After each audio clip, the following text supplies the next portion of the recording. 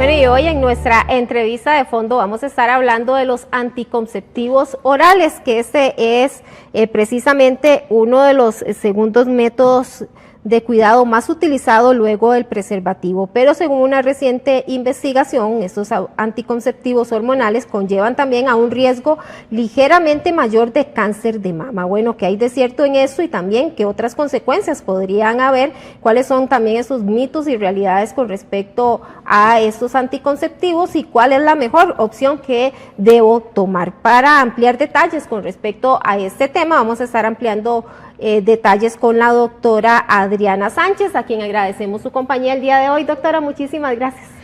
Las gracias a usted, doña Karina, y a todos los televidentes esta tarde. También vamos a habilitar, doctora, el número telefónico 905-611-0611, ahí está apareciendo en pantalla por si tienen alguna consulta con respecto a este tema. Doctora, veíamos que una reciente investigación hablaba de que estos anticonceptivos podrían tener una ligera incidencia en cáncer de mama. Sí. ¿Qué podríamos ampliar con respecto a este tema? Creo que es un tema importantísimo de traer a colación a la mesa y de conversar al respecto, porque es un tema muy controversial. Han habido estudios tanto que hablan de que no hay un aumento de riesgo, como han habido algunos estudios que demuestran un ligero aumento del riesgo.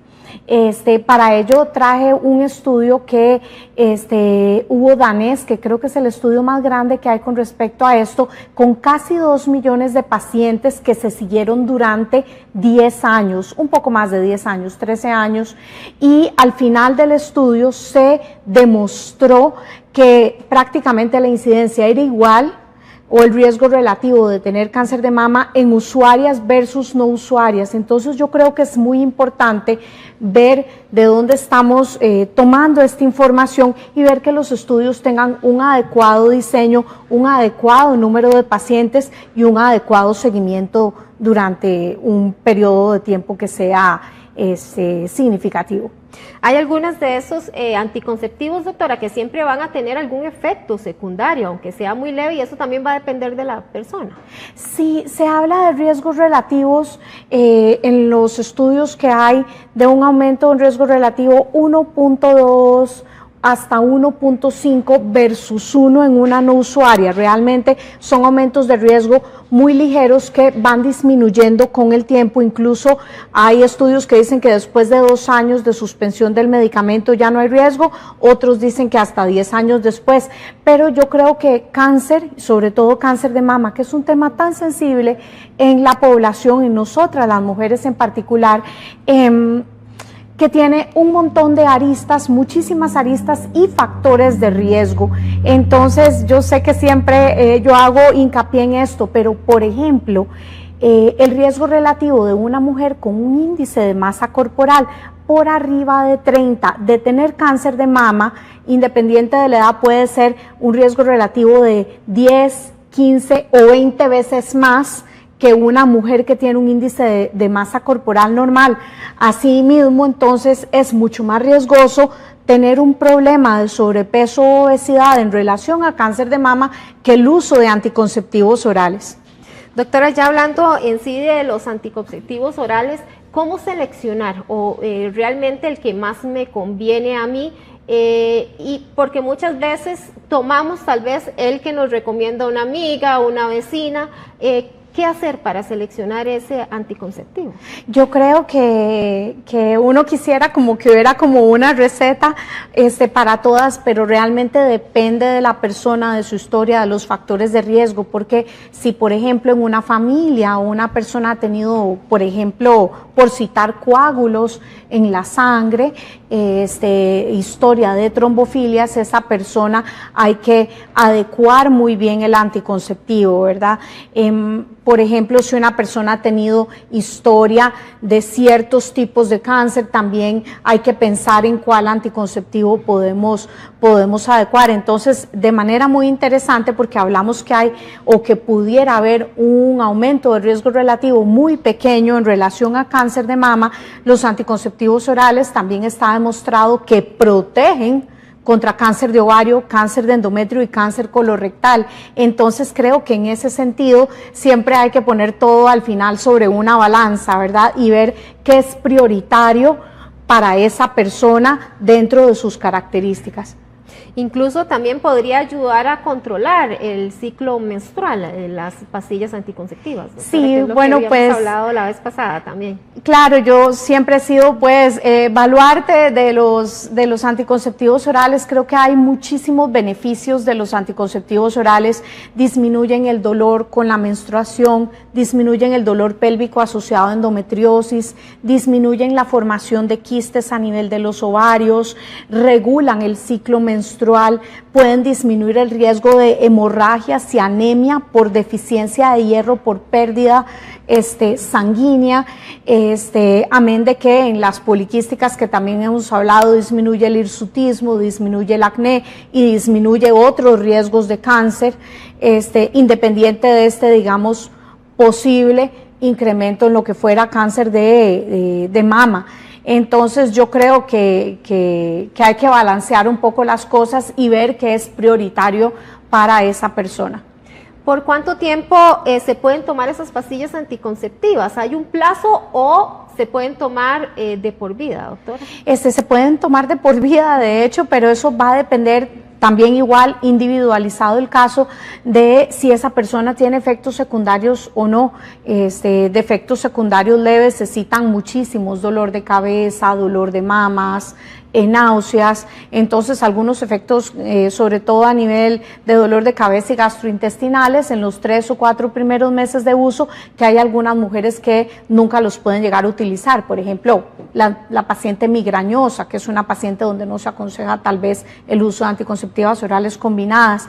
Entonces, si la persona presenta síntomas secundarios, pues hay que valorar un cambio eventualmente de medicina, o si la persona no presenta efectos secundarios, no presenta vasitos capilares, ni manchas, pues esa persona la puede utilizar durante muchísimos años. También se habla otro de los efectos, doctora, ¿qué tan cierto es eso de que tienden a engordar la persona y también las manchas en la piel? Eso es muy interesante. Sí hay un porcentaje muy pequeño de pacientes con anticonceptivas que pudieran aumentar de peso, se habla de un 1%.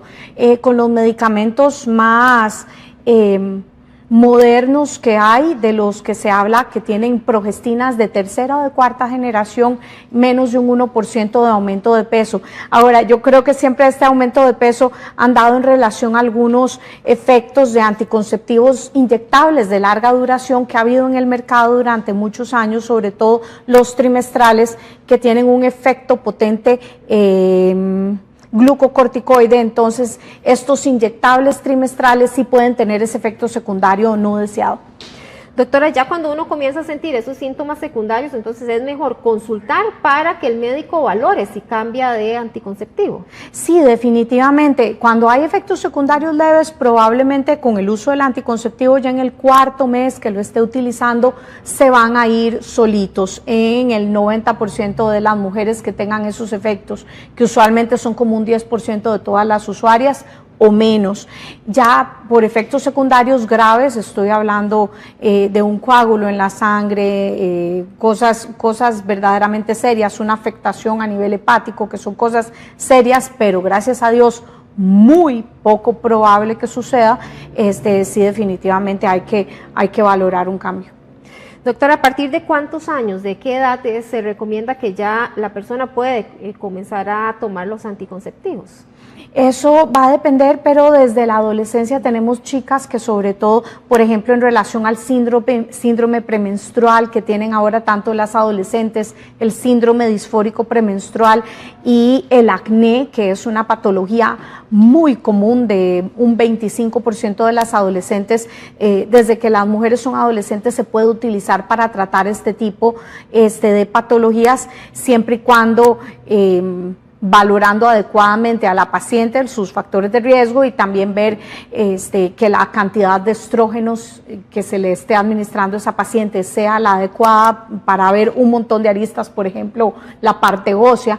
Entonces, sí creo que al final es importante en la toma de decisión hacerla ya sea con un enfermero, una enfermera, un médico general también conoce mucho del tema, un ginecólogo también conoce mucho del tema, un médico especializado en familia también conoce bastante del tema. Entonces yo siempre creo que lo mejor es pues tener una asesoría inicial en el medicamento que se va a escoger, porque no todos son iguales. Usualmente el estrógeno viene en diferentes cantidades y el progestágeno hay de varias generaciones, primera, segunda, tercera generación, con diferentes propósitos. Doctora, ¿hay que cambiar los anticonceptivos según avanza la edad? ¿O qué recomiendan ustedes? Es una excelente pregunta y sí, por ejemplo, en el desarrollo de los estrógenos, en lo que ha sido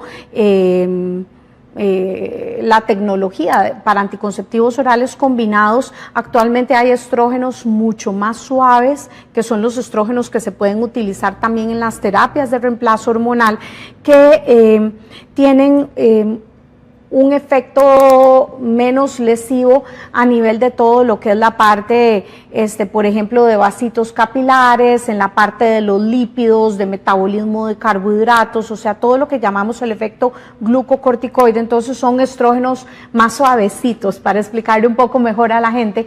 Entonces, sí hay estrógenos que se van adecuando un poco más a mujeres mayores de 30, mayores de 35, mayores de 40 años, que otros estrógenos tal vez más potentes que se utilizan más, por ejemplo, en mujeres que tengan un acné importante, un hirsutismo importante. Entonces yo creo que es importante evaluar a cada paciente de forma individual.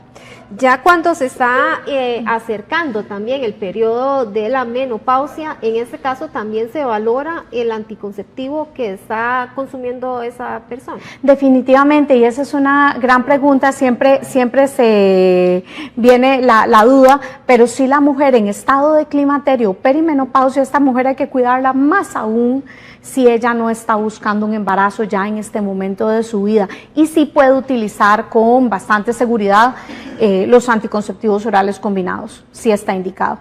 Doctora, ya para ir finalizando, ¿qué recomendaciones entonces dar a todas aquellas personas que están buscando alternativas de anticonceptivos? Claro, lo primero que todo es que yo creo que todas las medicinas, todos los medicamentos que hay tienen muchos beneficios, pero también donde uno lee un prospecto hay muchos efectos secundarios. Entonces al final usted tiene que priorizar en conjunto con su médico o con la persona que esté consultando. A veces le consultan también a los farmacéuticos, por ejemplo. Tienes que priorizar, poner todo en una balanza, porque al final no hay un almuerzo gratis, no hay un medicamento perfecto.